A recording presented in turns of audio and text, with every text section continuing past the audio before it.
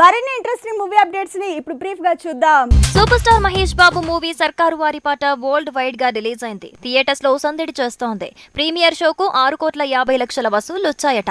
అయితే ఈ మూవీకి ఫైనల్ టాక్ మాత్రం షాక్ ఇచ్చేలా ఉంది. గబ్బర్ సింగ్ మూవీ వచ్చి 10 ఏళ్లు అవుతోంది. ఈ సందర్భంగా నిర్మాత బండ్ల గణేష్ గబ్బర్ సింగ్ దర్శకుడు హరీష్ శంకర్ కి కాస్ట్లీ వాచ్ గిఫ్ట్ ఇచ్చాడు. ఇప్పుడు ఇదే అంశం సోషల్ మీడియాలో వైరల్ అయింది. ఎన్టీఆర్ బర్త్డే రోజు సర్ప్రైజ్ ఇవ్వబోతోంది RRR టీమ్. ఈ సినిమా తెలుగు, తమిళ్, మలయాళ, కన్నడ వర్జన్ ఓటీటీలో రిలీజ్ కాబోతోంది. మే 20న సదరన్ వర్జన్, జూన్ లో హిందీ వర్జన్ ఓటీటీలోకి అందుబాటులోకి రాబోతుందట. మెగాస్టార్ తో కలిసి చుందేసిన ఒకప్పటి బాలీవుడ్ హీరోయిన్ మళ్లీ సినిమాలో నటించబోతోంది.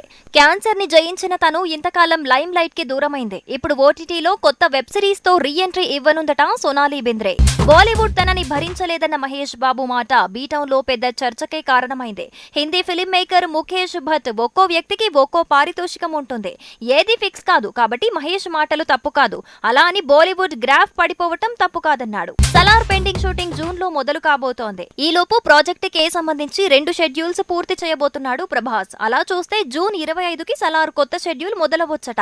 బాలీవుడ్ హీరోయిన్ కంగనా రనౌత్ తను పెళ్లి చేసుకోకపోవటానికి కారణం రూమర్స్ అంటోంది. తన మీద పెరిగిన రూమర్స్ వల్లే మ్యారేజ్ కాలేదంది.